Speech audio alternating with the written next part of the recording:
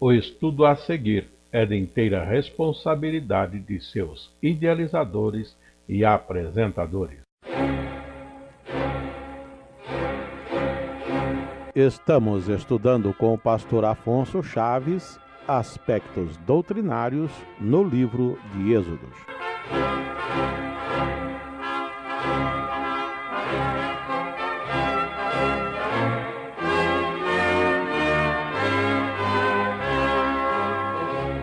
Continuando nosso estudo nas Sagradas Escrituras, no livro do Pentateuco, em particular em Êxodo, damos sequência, indo agora para o capítulo 17 de Êxodo, quando estamos ainda na caminhada do povo de Israel para encontrar o Senhor Deus no Monte Horebe.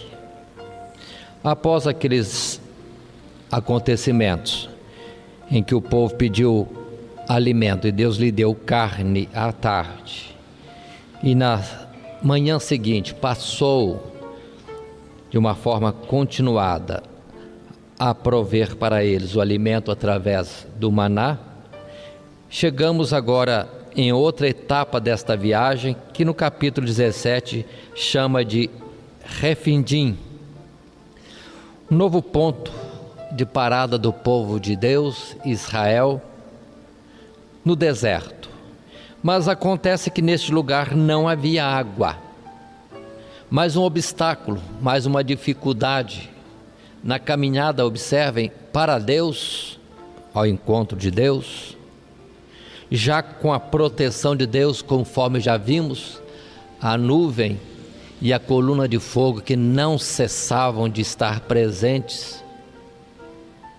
Mas as dificuldades existiam em pleno deserto. Deserto é assim mesmo. Haverá falta de muitas coisas. É terra hostil. Mas a palavra coloca para nós que o povo contendeu com Moisés, pedindo: dá-nos água para beber. E nesse texto, já que estamos considerando mais a parte doutrinária do que a parte histórica, atentemos para a resposta de Moisés quando Moisés foi assim questionado e cobrado. No final do verso 2, Moisés diz: por que contendeis comigo? Por que tentais ao Senhor? O povo, na verdade, murmurou mais uma vez, porque faltava água. Observem estes pontos. Parece que o povo não aprende. A toda dificuldade que surgiu até então, Deus dava a solução.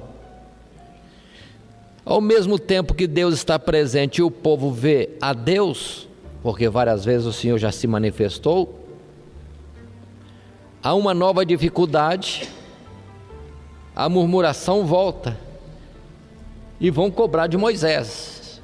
Esquecem a presença de Deus e às vezes que Deus esteve atuando. Irmãos, ensino para nós. Nós somos este povo. E a tendência nossa, na nossa natureza humana, é sempre há uma dificuldade, cobrar de alguém. Alguém tem que ter a solução, alguém é culpado pela nossa dificuldade, pelo problema que nós passamos. E quando é que nós lembramos de olhar para Deus e clamar a Deus, que já de outras vezes já atuou em outras dificuldades? Mas a sequência aqui, Moisés clamando a Deus, Deus dá providência e determina a Moisés que leve alguns anciãos do meio do povo até a rocha em Horebe. Em Horebe. E Deus diz para Moisés que então tocasse, ferisse a rocha. Ele estaria em frente e a rocha daria água. Observe o verso 6. Deus diz: eis que eu estarei ali diante de ti sobre a rocha, em Horebe, e tu ferirás a rocha, e dela sairão águas, e o povo beberá. Aí está. acontece mais uma vez uma maravilha, um prodígio, que tocando Moisés a pedra, a rocha, sai água. Do lugar mais impossível de sair água, surge água. Para Deus não há impossível. Deus tem a provisão para tudo em qualquer tempo. E saem águas. Só que, entretanto, observe o verso 7, e chamou o nome daquele lugar Massá e Meribá, por causa da contenda dos filhos de Israel e porque tentaram ao Senhor, dizendo: está o Senhor no meio de nós ou não? Observe que essa murmuração, Deus teve como não somente contenda com ele, mas tentação. Tentaram a Deus. Deus vai dar água agora? Deu carne, deu pão, isso anteriormente, transformou águas ruins em águas saudáveis, abriu o mar vermelho, e agora eles perguntam: Deus vai providenciar água? Era contenda e era tentação. Observem, não tentarás ao Senhor teu Deus. Estão tentando a Deus, diante da dificuldade estão como que fazendo o teste do Senhor. Misericórdia. O lugar teve esse nome, Massá e Meribá, que significa isso mesmo, contenda e tentação, porque contenderam com Deus, tentaram a Deus. Mas, irmãos, isso aqui não acontece só agora, pelo que esses nomes a este lugar, na verdade esse nome Massá e Meribá não foi propriamente pelo lugar, mas pelo fato. E vamos observar que outras vezes aparece de novo a palavra Massá, Meribá, mostrando que na caminhada do povo houve muitos momentos, não era só esta vez, que o povo contendia com Deus e tentavam a Deus. Será que a nossa caminhada neste mundo está sendo cheia de lugares ou situações em que o nome certo é Massá e Meribá? Contendemos com Deus? Tentamos a Deus? Que Deus nos livre disso, mas fica a marca. E observe que Deus responde, Deus atende, e Deus não está cobrando nada. Todas essas situações que não são boas, que são negativas na vida do povo, Deus não está cobrando ainda. Como aquilo, a extensão da misericórdia de Deus, as suas longanimidades, Deus está passando, como que o povo está conhecendo a Ele. Só que algumas vezes Deus opera por si mesmo, para se fazer conhecido. E dessas vezes Deus está tendo que operar, certamente Ele operaria, sem o povo murmurar, sem contender e sem tentá-lo. Ele daria provisão ao seu povo. Na continuidade, encontramos verso 8 em diante a narrativa de uma peleja. Amaleque, um povo ligado aos edomitas, descendência de Esaú, vem e ataca Israel por trás, naqueles que estavam cansados na caminhada e foram ficando para trás. Uma forma covarde de atuar contra os fracos do povo de Deus. E observe que são irmãos, os amalequitas de alguma forma são parentes de Israel, mas não teve dó e atacou os fracos que vinham ficando para trás na caminhada. E Deus providencia, dando ordem a Moisés, um grupo de israelitas que saíssem à batalha e à guerra contra Amaleque. E a guerra acontece, e Moisés sobe ao monte, e observa-se que, enquanto Moisés está lá no monte e estende as mãos durante a batalha, o povo de Israel avança, conquista, tem vitória. Mas Moisés, cansando-se e abaixando os braços, Israel não prevalece. É quando também aparecem dois personagens, Ur e Arão, sendo Ur um homem da tribo de Judá, e Arão, que depois estaria confirmado sendo constituído sumo sacerdote, se colocam ao lado de Moisés, providenciando uma pedra para que ele tenha oportunidade de assentar-se. E Ur e Arão estendem as mãos de Moisés, segurando-as elevadas para o povo ter a vitória completa. E assim acontece. Aqui, irmãos, neste ato está a figura da intercessão, do clamor que é preciso fazer. É povo de Deus, está em batalha, mas não prevalece sem a intercessão, sem o socorro de Deus. E Moisés representa essa intercessão, a oração, o clamor a Deus. Por que o povo não prevalecia se era povo de Deus? Justamente, irmão, sabe, porque o povo, ainda que era de Deus, não estava tão bem assim, pelos fatos que acabamos de falar. Por causa da contenda, por causa da tentação, Deus via no meio do povo iniquidade ainda. Por isso que havia derrotas no meio do povo. Se o povo estivesse inteiramente em comunhão com Deus, confiante, a vitória seria fácil. Mas quando o povo ou alguém no povo não está bem, isso aí é um problema. A mão do Senhor não está encolhida para que não possa operar, salvar, livrar, dar vitória completa, contínua, mas o pecado, as transgressões, vamos à palavra anterior, a contenda, o tentar a ele, o murmurar contra ele, impede a sua mão de agir. E Moisés intercedendo, vem a vitória. A necessidade de um clamor diante de Deus. E aí está também, irmãos, se alguém ora e se cansa, precisamos ter pessoas que estejam ao lado do que se cansou e ajude no fato de que as suas mãos sejam ainda estendidas, para que haja socorro. Se alguém cansou, não é para nós desanimarmos, não. É para alguém tomar o lugar de ajudante e estar dando continuidade à obra de vitória do povo de Deus. Na sequência desse fato, é interessante o verso 14, quando Deus determina que Moisés escreva num livro. É quando temos este aspecto das primeiras vezes, talvez a primeira, em que é citado para se escrever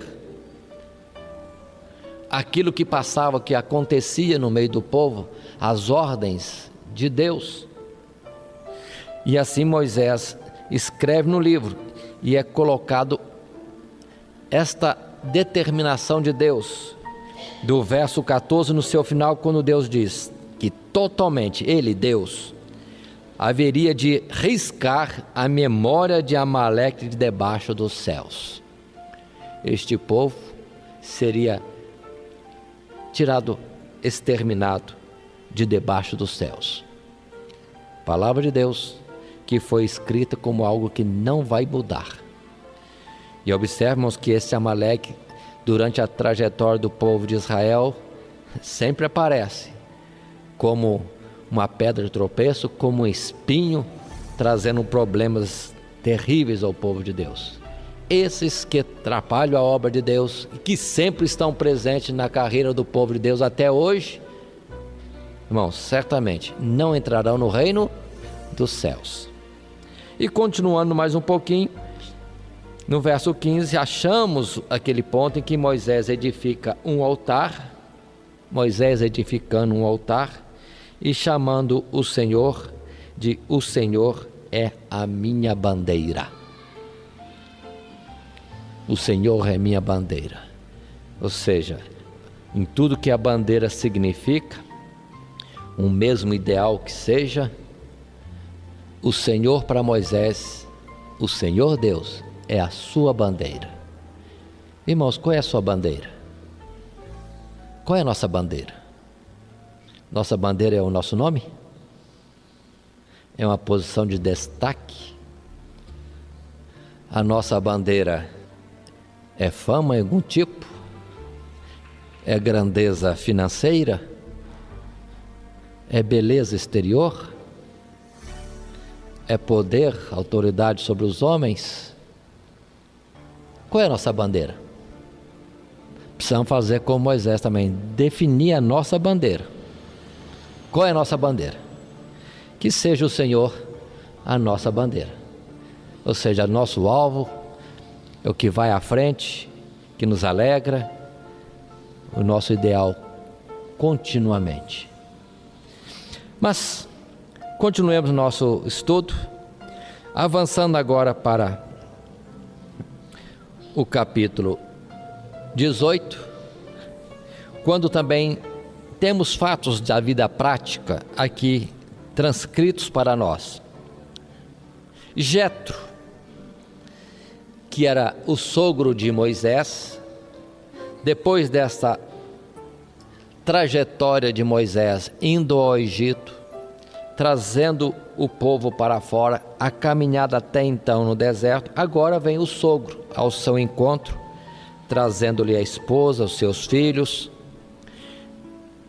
Moisés narra todas as maravilhas que Deus fez. Jetro louva a Deus, também oferece sacrifícios a Deus, lembrando que Jetro era sacerdote de Midian, um povo parente também de Israel. E acontece como algo prático, conforme disse, que em dias que Jetro ficou ali, pôde observar Moisés assentado diante do povo, e aquilo ia de manhã até a tarde. E Jetro questionou e perguntou: o que você faz diante do povo o dia inteiro?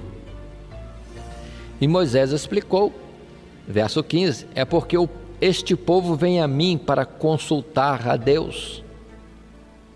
Mais ainda o verso 16: quando tem algum negócio, vem a mim, para que eu julgue entre um e outro, e lhes declare os estatutos de Deus e as suas leis. Aí o sogro diz para Moisés: não é bom o que fazes, assim vais se desfalecer e também cansar e desfalecer o povo contigo.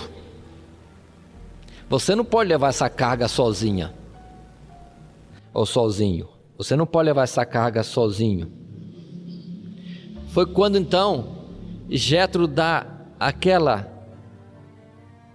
proposta, aquele conselho, como sogro, com alguma experiência, uma coisa tão simples: constitui homens que te ajudem, chefes de 1000, chefes de 100, chefes de 50, chefes de 10, e que eles atendam o povo de 10 em 10, de 50 em 50, de 100 em 100, de 1000 em 1000, e tratem eles as coisas na alçada deles, e aquilo que for difícil, tragam a você, você apresenta a Deus.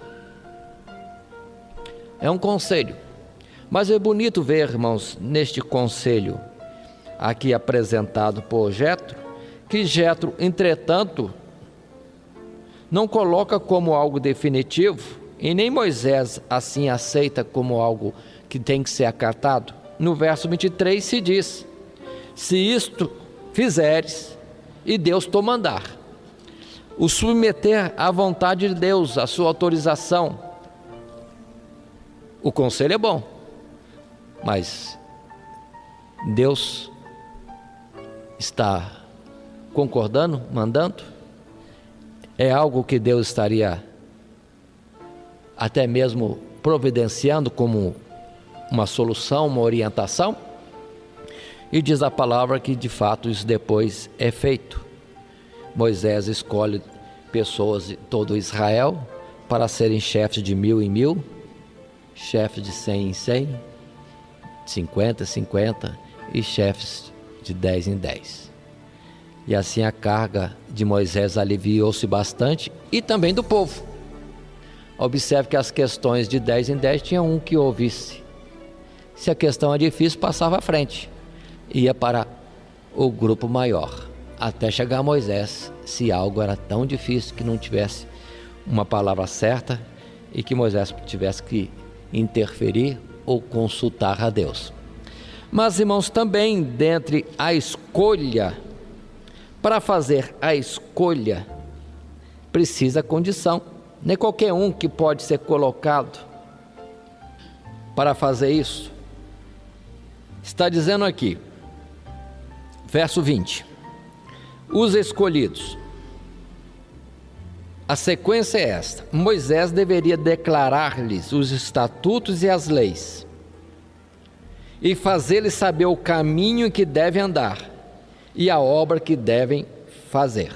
Moisés, primeiramente, deveria, àqueles escolhidos, ensiná-los no caminho, nas leis, nos estatutos, em tudo que deveriam conhecer e fazer. Observem isto: ser instruídos para depois instruir o povo, serem instruídos para depois atender o povo nas suas questões, um item importante. E depois diz a palavra também que haveria a condição no verso 21. A condição é esta: dentre todo o povo. Eu destaco isso, que muitas vezes as pessoas pegam líderes que não é do povo de Deus. Tem que ser do meio do povo. Muitas vezes vemos pessoas que se acham fora do povo. Só a título de uma observação, quando alguém foi perguntado: você é membro dessa igreja? Ele disse: não sou membro da igreja, sou pastor. É como se não fosse do povo, para liderar o povo. Tem que ser do povo. Tem que ser do povo. Aí sim, mais homens capazes. Que mais? Tementes a Deus. Que mais? Homens de verdade. Que mais? Que aborreçam a avareza, que não tenham interesses financeiros, que não visam o lucro. Aí sim, pode ser ajudantes, pode ser guia, junto com Moisés, para conduzir o povo. Irmãos, observe como isso é sério e importante, e que deve ser seguido sempre, no meio de nós. Condições para se colocar alguém à frente. É quando também aqueles que auxiliam o pastor, ao colocar pessoas para as atividades que existem na igreja ou nos departamentos, nas congregações, também ter isso em conta. Condições. Preenchendo condições, aí sim poderão ser colocados. Muitas vezes é difícil achar pessoas. Jesus disse que a seara é grande e os trabalhadores são poucos. Às vezes parece que não há gente para preencher todos os lugares, ocupações que existem. É quando devemos também clamar ao Senhor, né? Clame ao Senhor da seara para que envie trabalhadores para a sua seara.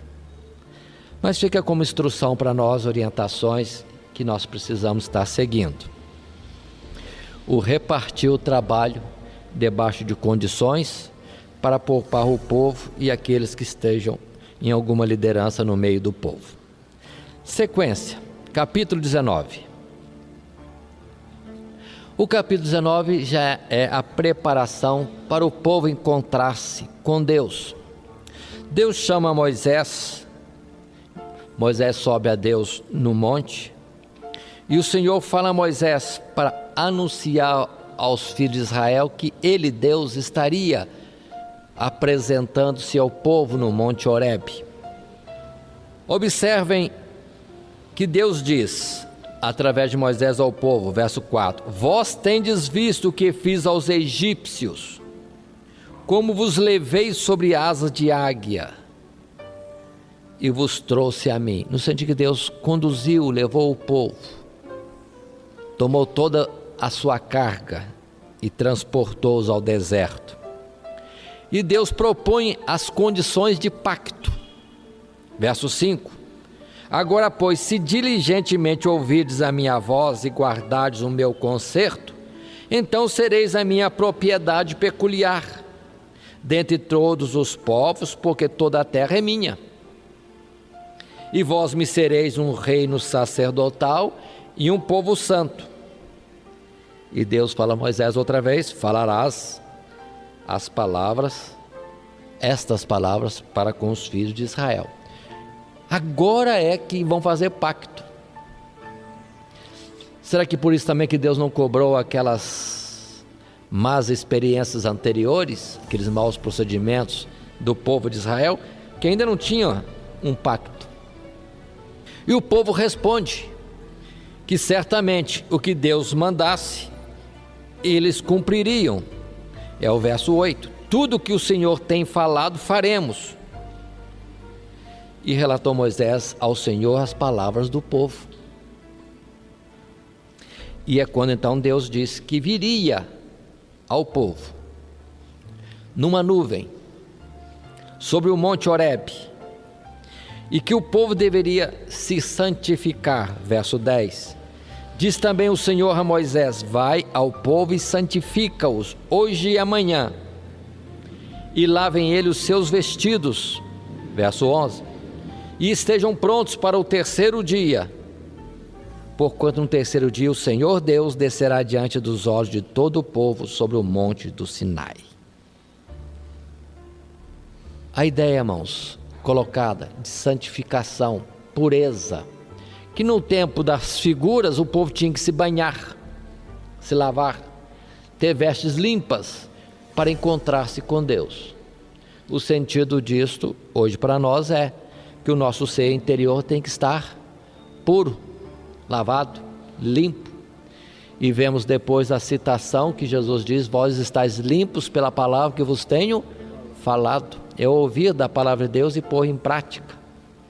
E as vestes limpas, que depois vão ser faladas com mais rigor ainda: linho fino, branco e resplandecente, lavado no sangue do Cordeiro, significando a justiça de Cristo Jesus, a nós atribuída pela fé no seu sacrifício remidor. E observe que há um limite no monte em que o povo não poderia ultrapassar, ainda que o povo estivesse de certa forma limpo e pudesse ver o fenômeno da presença de Deus na frente deles. Entretanto, ainda assim não poderia passar algum limite, um limite colocado. Observamos que a santidade de Deus é tão grande, que a nossa santidade, a nossa pureza que exista, parece ainda não ser suficiente, total, para nos dar liberdade de chegar à presença de Deus. Esse é o significado neste ponto.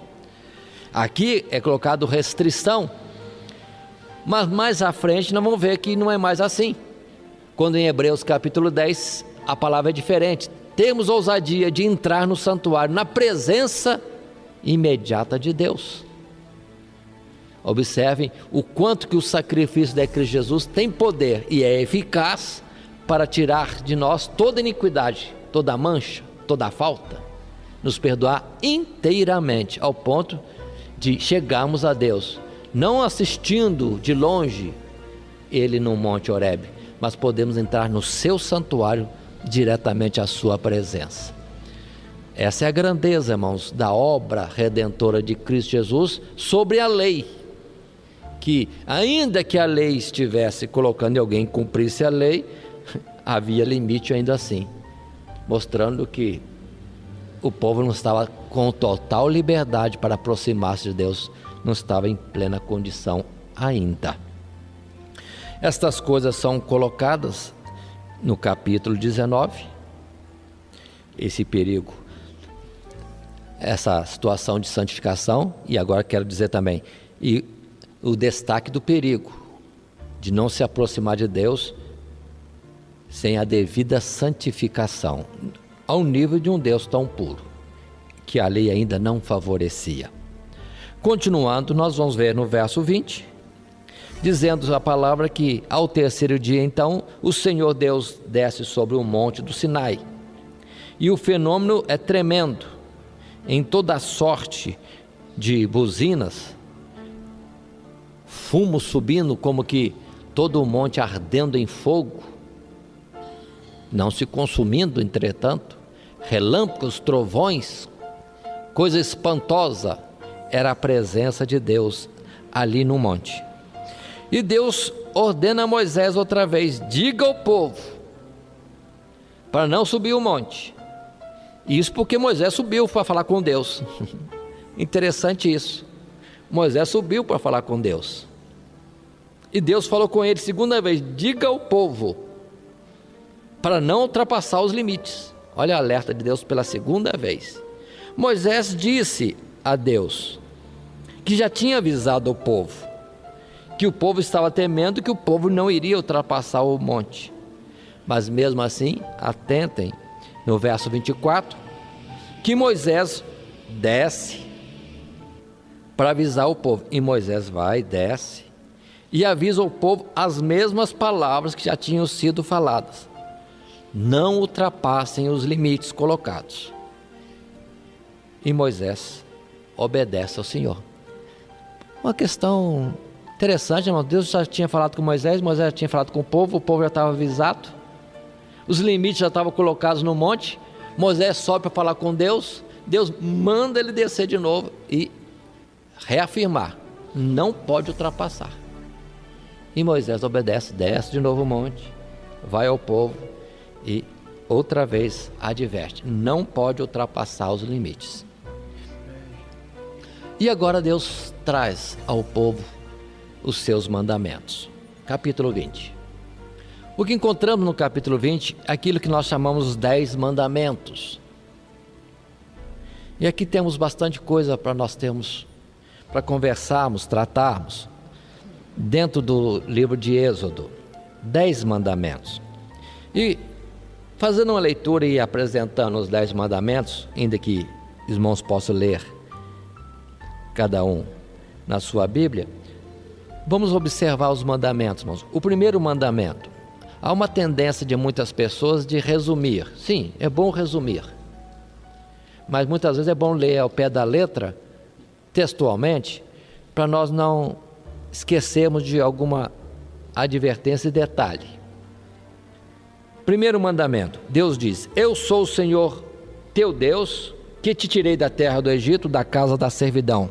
Não terás outros deuses diante de mim.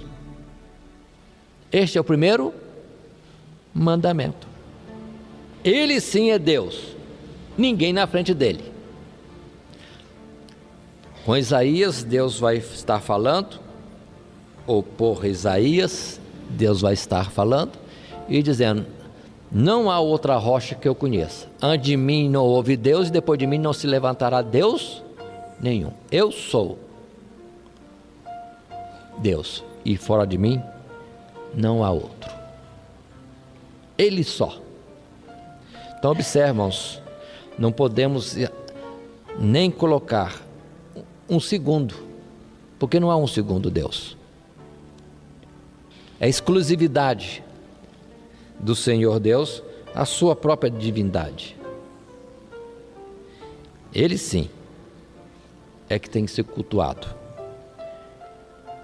Continuando, verso 4: não farás para ti imagem de escultura, nem alguma semelhança do que há em cima nos céus, nem embaixo na terra, nem nas águas debaixo da terra. Não te encurvarás a ela, nem a servirás, porque eu, o Senhor teu Deus, sou Deus zeloso, que visito a maldade dos pais nos filhos, até a 3ª e 4ª geração daqueles que me aborrecem.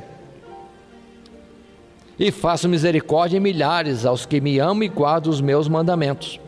Este é o segundo mandamento: não fazer imagem de escultura. E observem: nem alguma semelhança do que esteja nos céus, na terra ou nas águas debaixo da terra. Não pode prestar culto a elas, não pode se inclinar, não pode servir. Temos religiões no mundo, inclusive alguma religião dizendo-se cristã e que tem adotado fazer imagem de escultura, e para não falar que adora, fala que venera. Mas é a mesma coisa que adorar. E se venerar não fosse adorar, Deus proíbe servir e se inclinar diante dessas estátuas. É onde não há justificativa para, na alguma religião, ainda que se diga cristã, fazer imagem de escultura e ser cultuada, servida, festejada. Tem dias diversos de culto, de serviço e de homenagem a estas entidades. Não podemos disfarçar com palavras. Não. Só a Deus podemos servir, só a Deus devemos estar adorando. É bem sério isso. Há uma certa religião que até quando coloca os 10 mandamentos no seu ensinamento, corta o segundo mandamento. Não existe esse mandamento. Cortaram, sumiram. E observe que 10 mandamentos são 10, não pode ser 9. Aí desmembram algum outro mandamento para ficar no final 10 de novo. Atentem para isso. E são milhões de pessoas conduzidas numa prática proibida por Deus. Não fazer imagem de escultura, não se inclinar diante dela, não a servir. E observe que é um mandamento que traz bênção ou que traz maldição. Será maldição para aqueles que não têm cuidado e desobedecem a isso. Até a 3ª e 4ª geração. É o primeiro mandamento, vou dizer assim, com maldição ou bênção. Porque a bênção seria misericórdia em milhares nas suas descendências. É muito sério esse mandamento para ser arrancado fora de uma publicação dos mandamentos de Deus.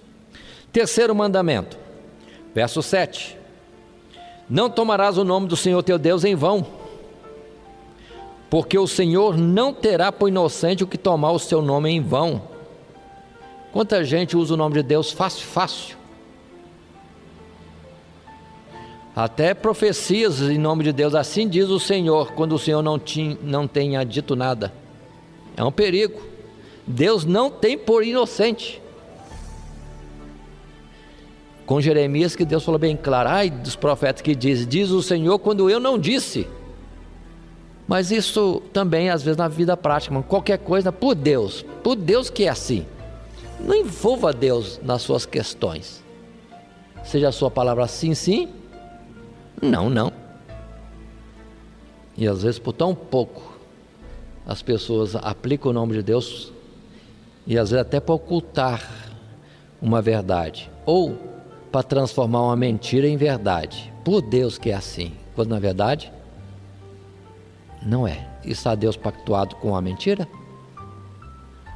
Precisamos ter cuidado e não ficar usando o nome do Senhor de qualquer forma, em qualquer momento, sem nenhuma reverência. O 4º mandamento: lembra-te do dia do sábado para o santificar. 6 dias trabalharás e farás toda a tua obra, mas o 7º dia é o sábado do Senhor teu Deus, não farás nenhuma obra, nem tu, nem teu filho, nem tua filha, nem teu servo, nem tua serva, nem o teu animal, nem o teu estrangeiro que está dentro das tuas portas. Porque em 6 dias fez o Senhor os céus e a terra, o mar e tudo que neles há. E ao 7º dia descansou. Portanto abençoou o Senhor o dia do sábado e o santificou.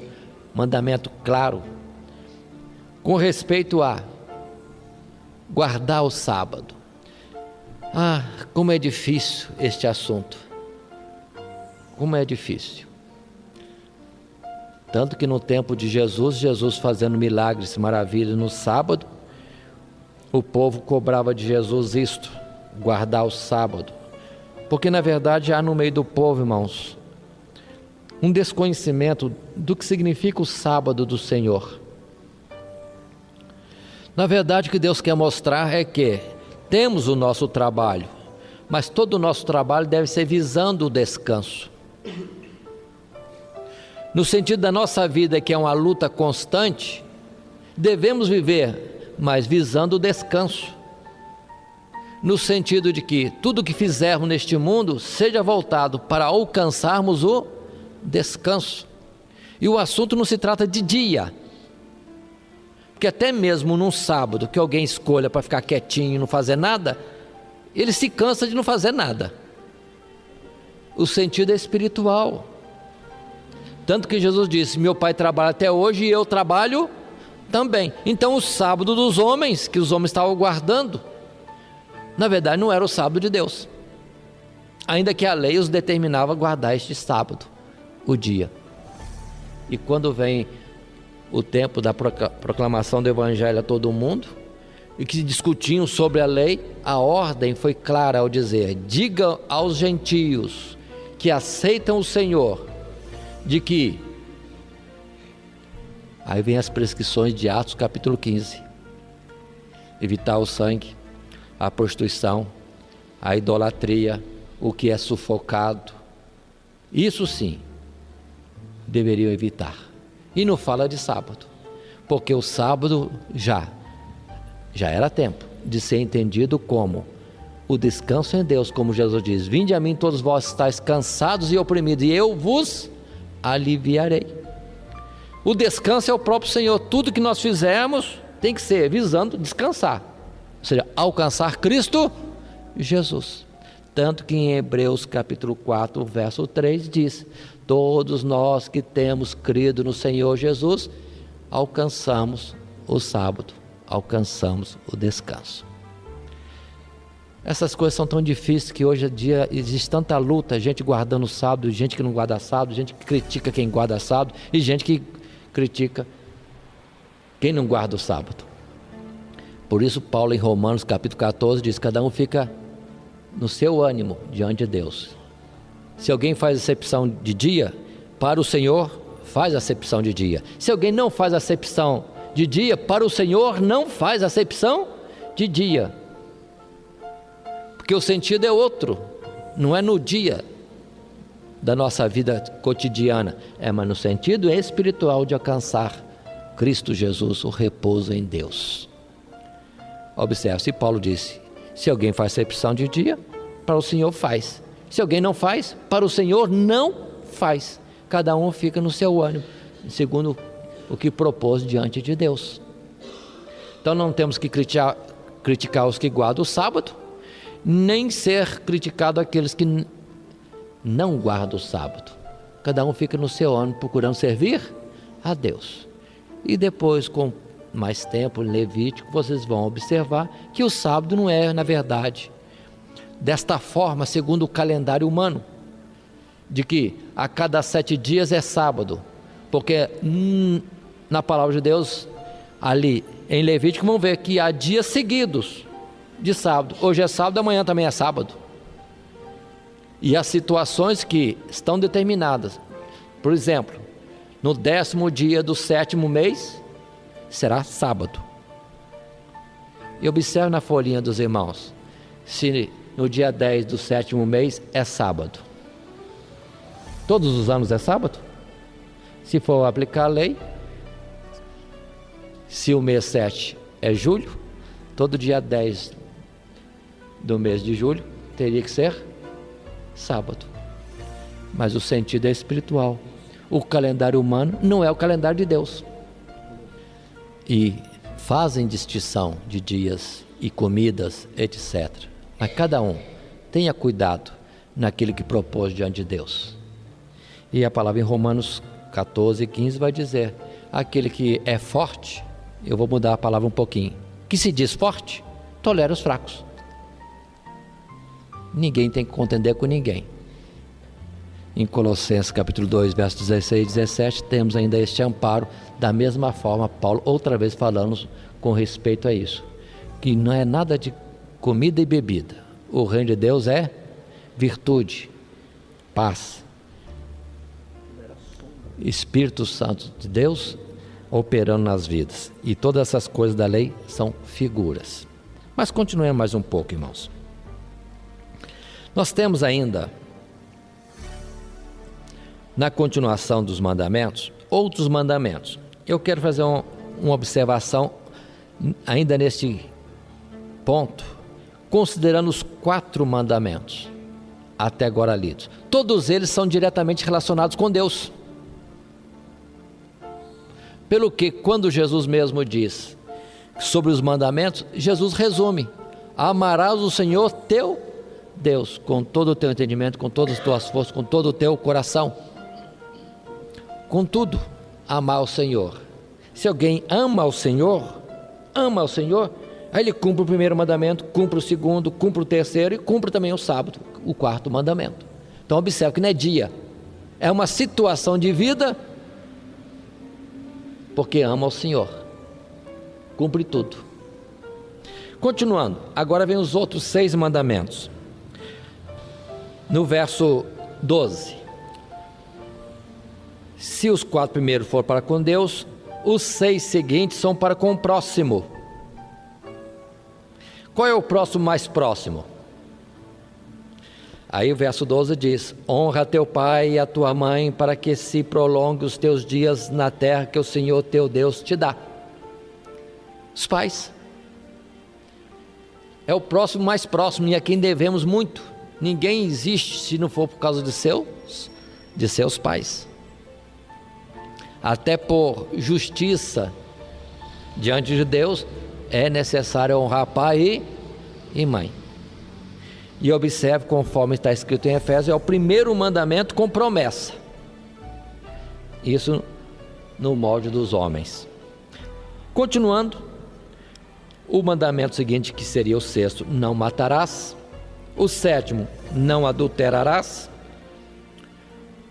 O 8º, não furtarás. O 9º, não dirás falso testemunho contra o teu próximo. E no verso 17, o 10º mandamento: não cobiçarás. Agora observe, não cobiçar o quê?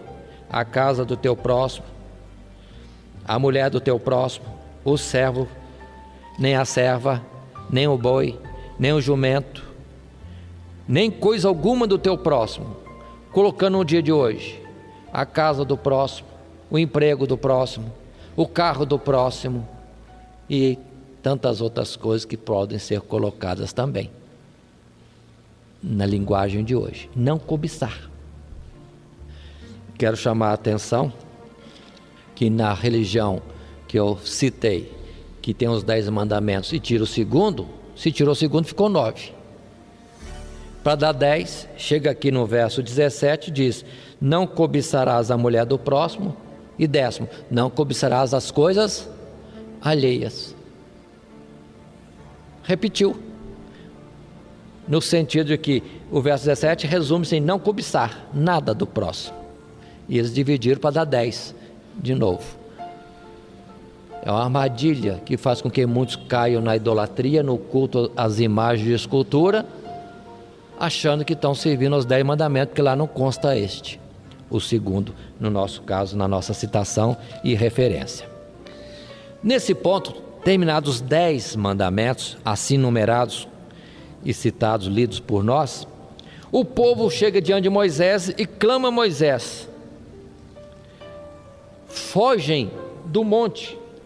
O pavor era tão grande, porque a voz de Deus soava como trombeta, e o pavor do que acontecia de fenomenal ali no monte, o povo foge, estremecido, e dizem a Moisés: fala tu conosco, e ouviremos, e não fale Deus conosco, para que não morramos.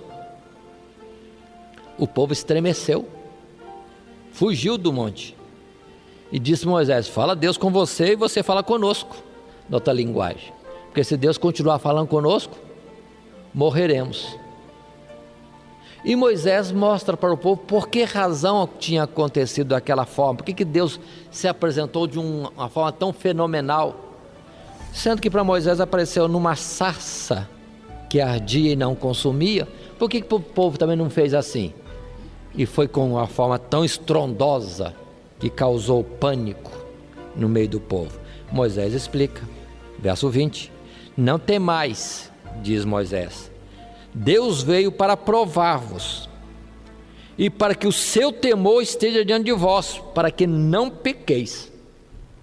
É para o povo ter medo mesmo. E tendo medo, não pecasse.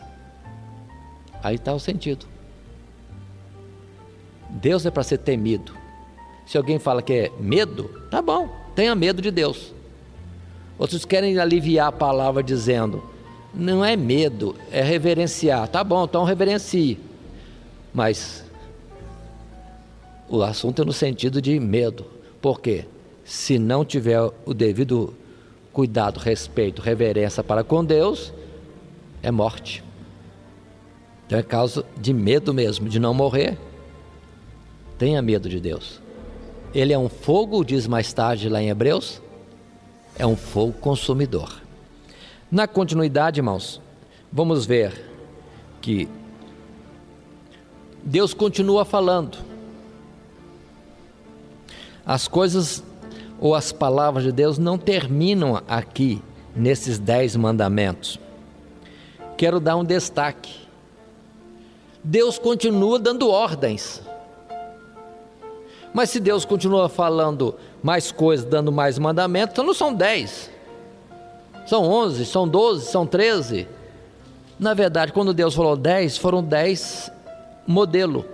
E 10 na linguagem de Deus significa o quê? Multiplicidade. As 10 palavras de Deus, os 10 mandamentos, na verdade são todos os mandamentos que Deus der. Tem que ser obedecidos. Não é só aqueles 10, não. Muitas outras coisas têm que ser obedecidas. Observe, por exemplo, quando Deus mandou a Saul, extermine os amalequitas e não tenha nada por despojo, porque está amaldiçoado. Pronto. Saul não obedeceu a isso, foi morte, rejeitado. Porque não é um dos 10 mandamentos de Êxodo 20, mas é da multiplicidade dos muitos mandamentos de Deus, ele transgrediu um. Assim, irmãos, temos mandamentos e mais mandamentos de Deus para nós. Os que são assim gerais e alguns particulares, e que nós devemos obedecer. É mandamento de Deus. Tanto assim, que continua a palavra, aqui mesmo no capítulo 20, no verso 24, por exemplo, Deus diz, um altar de terra me farás, e sobre ele sacrificarás os teus holocaustos. Deus continua a dar mandamento. O povo, quando estava na peregrinação, não podia fazer altar de qualquer jeito, tinha que ser altar de terra.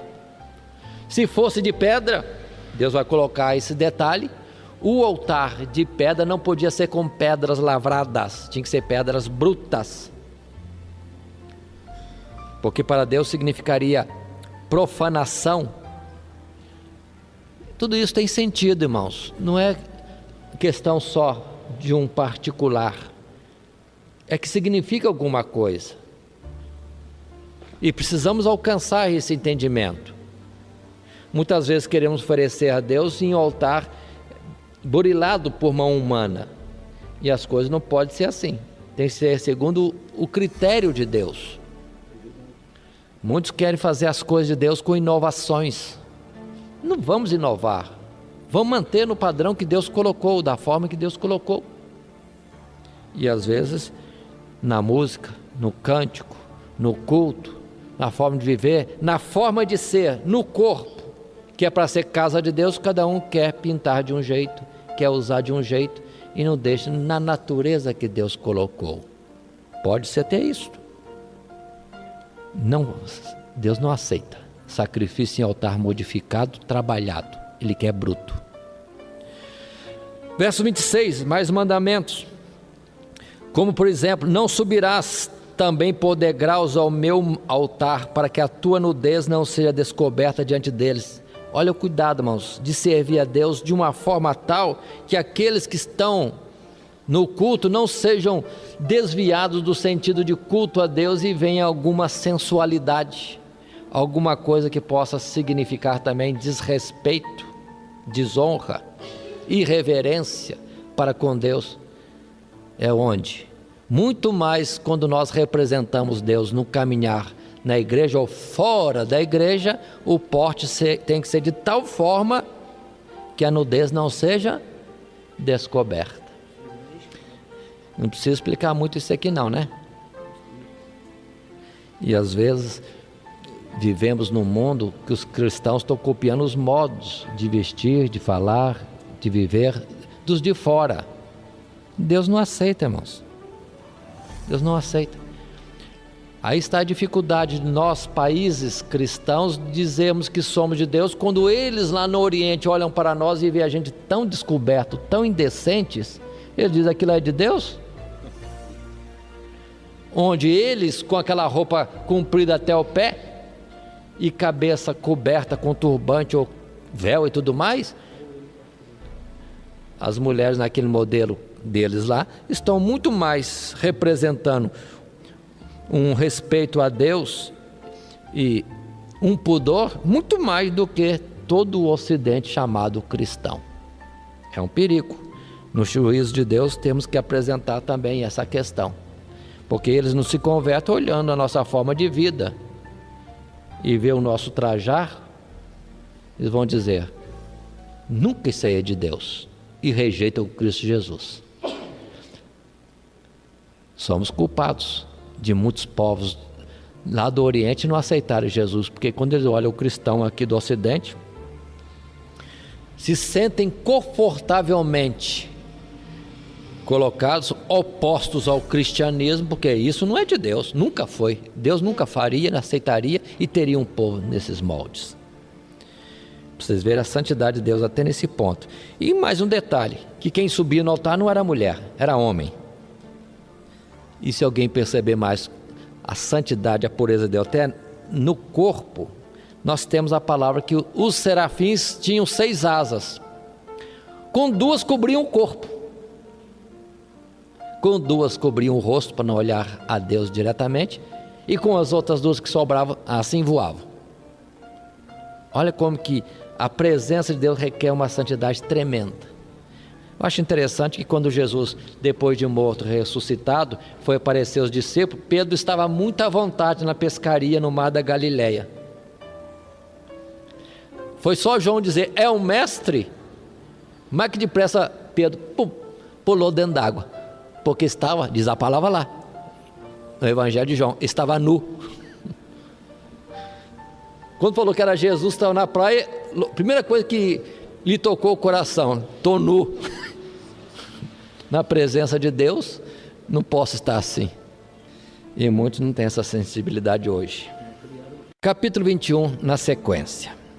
Irmãos, temos o capítulo 21, capítulo 22, capítulo 23, vários capítulos em frente. Todos eles são mandamentos de Deus. A gente diz, os mandamentos de Deus estão em Êxodo, capítulo 20. Pode acrescentar um pouquinho, irmão, está em toda a palavra, toda a Bíblia. E tem também os mandamentos particulares que Deus fala conosco e que não está nem na Bíblia, mas está aqui dentro no coração e na mente, que Deus escreve. É mandamento de Deus. O que vamos falar? No capítulo 21. Mandamentos e mais mandamentos. Muitos mandamentos. Com respeito àquele que mata um outro. Com respeito ao mandamento sobre aquele que fere a seu pai e a sua mãe. Mandamentos tais que depois vem resumir naquela palavra muito tradicional no meio do povo: olho por olho, dente por dente. Mas a palavra não é simples assim não é só olho por olho, dente por dente, é vida por vida, e tudo na justiça de Deus. Mas desses mandamentos todos que nós temos, antes de citar algum que eu quero dar destaque, eu quero lembrar da palavra que está no capítulo 21, verso 6, só um toquezinho, que todo escravo serviria ao seu senhor 6 anos, no 7º ano ele está livre, ele está livre. A servidão, irmãos, não é para ser sempre, Observe esse cuidado. Mas tudo tem sentido espiritual.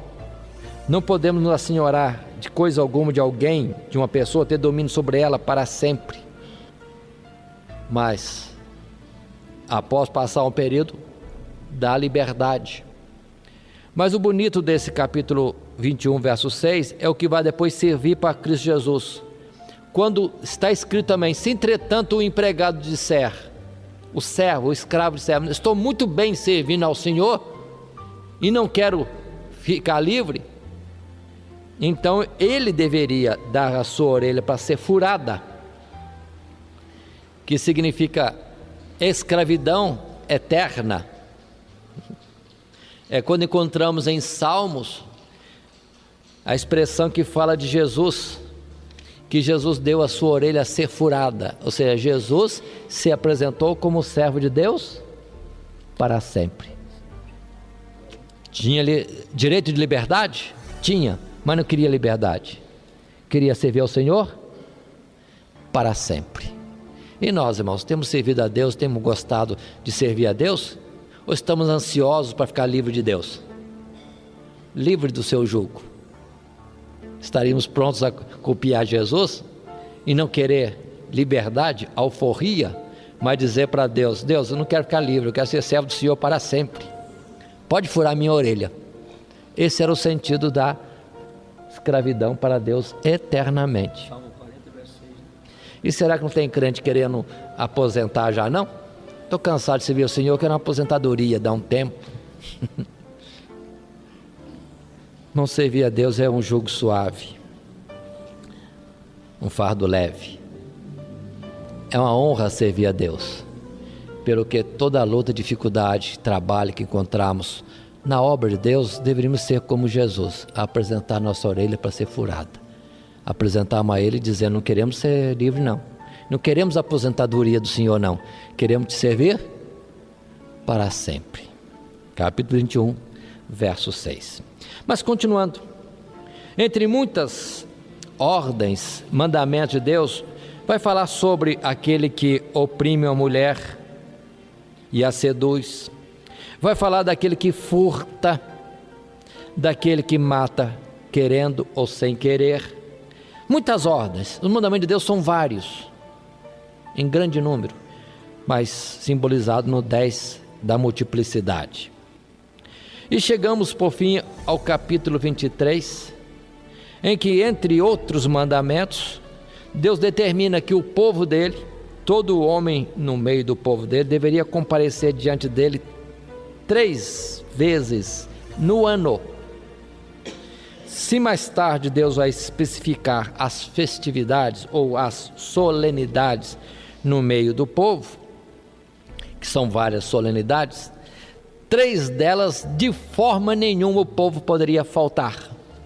Se faltasse, seria excluído do povo de Deus. Quais são as 3 solenidades? Está no capítulo 23 dizendo: a festa dos pães asmos, que é aquela festa ou solenidade associada à Páscoa, não podia faltar de jeito nenhum. Não podia faltar também a festa da colheita dos primeiros frutos, chamado de primícias, e não podia faltar de jeito nenhum também a festividade da colheita final. Irmãos, estudaremos isso em Levítico, mas só para não perdermos a oportunidade. 3 oportunidades não podemos estar faltando na presença de Deus. Na festa da Páscoa e pães asmos, que significa Cristo crucificado por nós, e que a nossa sobrevivência é pelo pão que procede de Deus, os 7 dias da nossa existência, que significa toda a nossa existência. Se alguém não está incluído no sacrifício de Jesus para livramento, para ter resguardado a sua vida e que não vive do pão que ele é, não tem parte com ele, é excluído no meio do povo. Então, o sentido da redenção. Depois, a segunda solenidade, que fala então da colheita dos primeiros frutos. As primícias falam de Cristo Jesus, ele é a primícia, o primeiro dentre os mortos, conforme Coríntios capítulo 15, versos 19, 20, 21 22. Se alguém não está incluído na ressurreição de Jesus, não tem parte, como o povo de Deus também. Observe que nós somos salvos e justificados diante de Deus e temos a vida eterna nessas duas situações, na morte redentora e também na sua ressurreição, conforme está escrito lá em Romanos, capítulo 1, verso 4, ao dizer que fomos declarados filhos de Deus pela ressurreição de Cristo Jesus. É importante a ressurreição e estamos envolvidos nela também, para sermos do povo de Deus. E finalmente, a solenidade da colheita última, final da colheita, que seria o Pentecostes, que significa nós, como frutos do campo do mundo, tendo sido Jesus a primícia, nós seremos os derradeiros, porque no último dia estaremos ressuscitando também. Se não tivermos numa dessas três oportunidades, não temos nada com Deus, somos excluídos do povo de Deus. Redenção, ressurreição de Cristo e a própria ressurreição nossa, ou ser apresentados diante de Deus e aceitos como filhos de Deus para a eternidade. Essas três solenidades.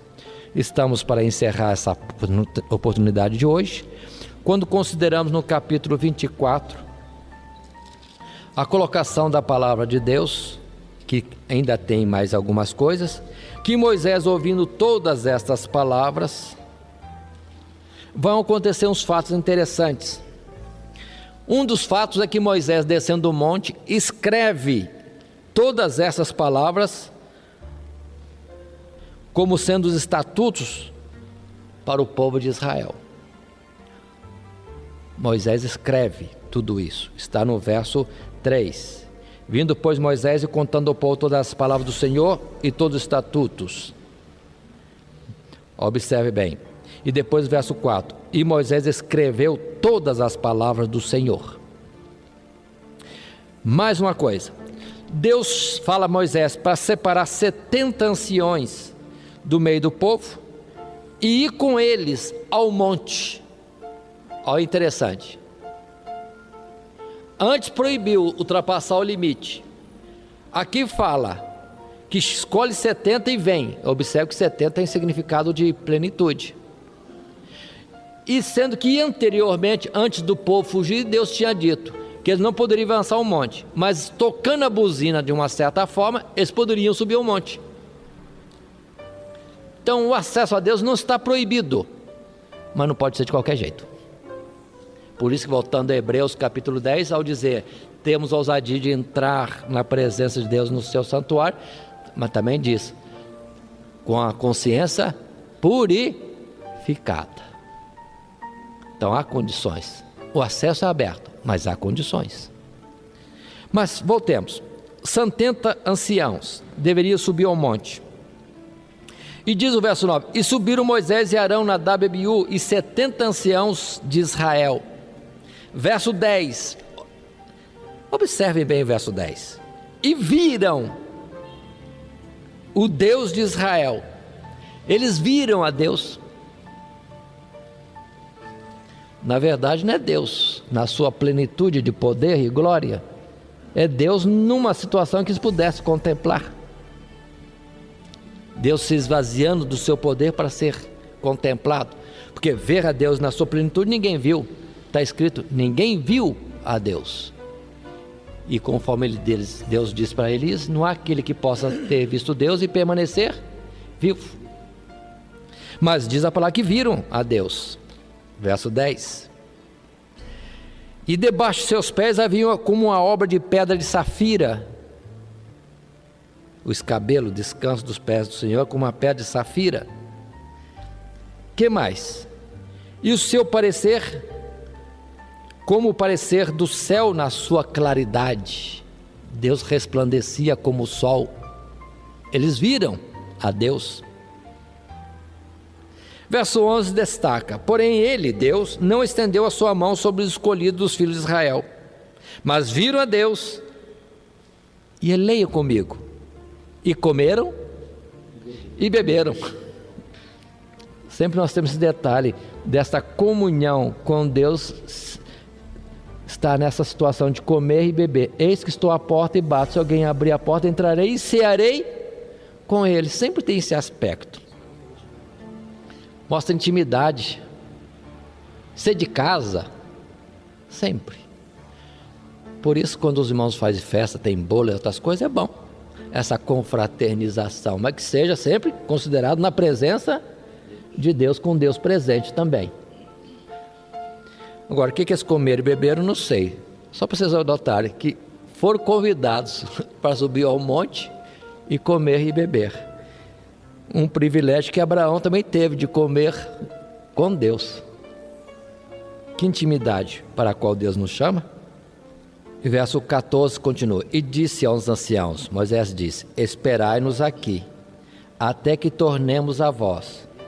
E eis que Arão e Hur ficam convosco.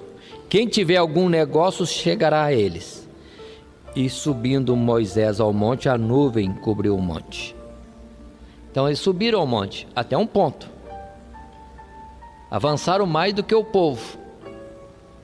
Mas também não chegaram a Deus. Moisés pôde subir mais. Observe, irmãos, essa situação de gente mais santificada, mais em comunhão com Deus, pode aproximar-se mais de Deus. Muitos podem estar distantes, mas se estiverem voltados para Deus, estão como na presença de Deus. Mas está aberta a oportunidade de chegar mais perto. É só entrar nas condições de uma maior intimidade com Deus. E assim foi com Moisés. O interessante aqui, não vou argumentar, não vou apresentar nada, que ele diz: nós iremos. Porque quando ele subiu ao monte, observe que Josué ousadamente subia. Até onde Josué subiu com Moisés, eu não sei, porque sempre vemos Moisés falando com Deus, Deus falando com Moisés, e Josué nem cita, mas observe que ele subiu com Moisés, e ele estava não contado com 70, como Arão e Hur, mas subiu. Observe bem isso aqui, vou ler de novo o verso 13. Levantou-se Moisés com Josué, seu servidor, e subiu Moisés ao monte de Deus, e disse aos anciãos: esperai-nos aqui até que tornemos a vós. Irmãos,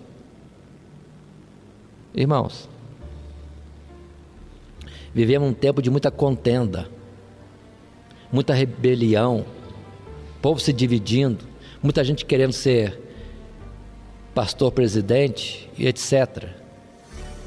Irmãos, Deus tem a sequência de substituição, é Deus quem constitui, Ele quer constituir. Mas vemos um exemplo muito bom sempre no meio do povo de Deus, que aquele que substitui é aquele que, primeiramente, serve. E não contende, não disputa, e não puxa tapete. Serve. E quem serve, pode também avançar na presença de Deus. Observe esse particular. Josué não tinha intenção de substituir Moisés. Não tinha intenção, mas servia. E servia até o ponto de subir o monte com Moisés, coisa que ninguém pôde, nem foi permitido. Depois temos Eliseu servindo a Elias. E assim, talvez tenha outro exemplo.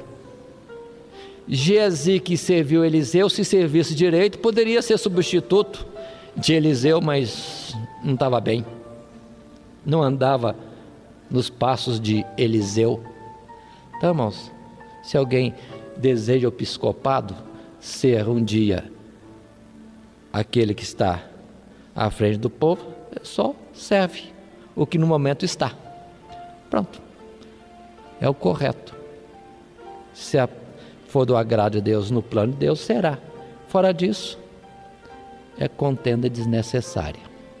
Porque Deus é quem constitui e é Deus quem tira também. Nós teremos mais na frente a situação de Coré, Datã e Abirão, que quiseram derrubar Moisés para liderar o povo. Não é assim. Temos o exemplo de Jeroboão, que dividiu o povo. Não é assim. Não é dessa forma que se entra no projeto de Deus para servir a Deus de uma forma qualquer.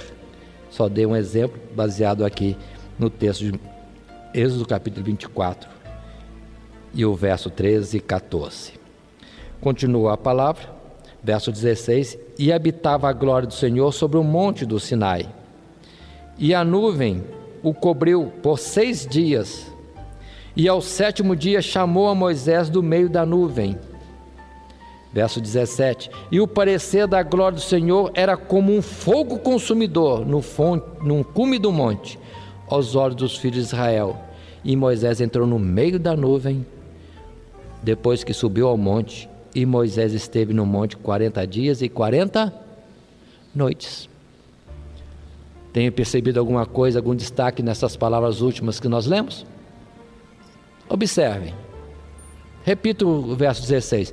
Moisés subiu ao monte, a nuvem o cobriu por 6 dias, mas ele foi chamado à presença de Deus no 7º. Até esse detalhe. Muita gente quer chegar perto de Deus, já está perto de Deus. Quer chegar mais perto, muito rápido. E às vezes nem espera um tempo aprazado para ser introduzido, chamado à presença de Deus. Quantos exemplos nós temos disso? Pessoas que aceitam Jesus hoje e amanhã quer ser um grande evangelista. Deus pode fazer isso, mas nem sempre é assim. Vamos ver Paulo como um modelo.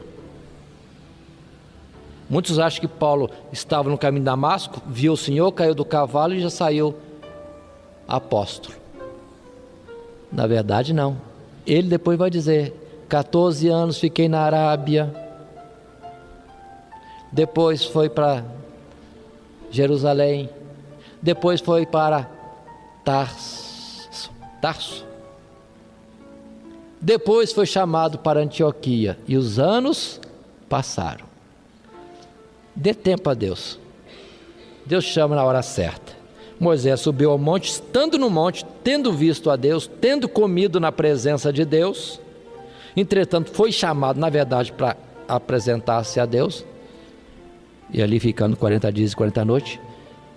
Depois de 6 dias de espera no monte, no 7º dia ele foi chamado. Quanta coisa temos nesse êxodo que são ensino para nós. Que Deus nos abençoe. Continuaremos depois no capítulo 25.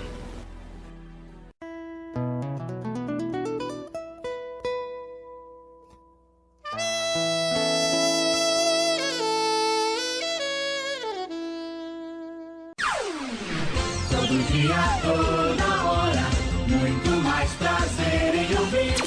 Radionete Grata Nova. O Web Rádio, a qualidade que faz a diferença, cada vez mais necessária.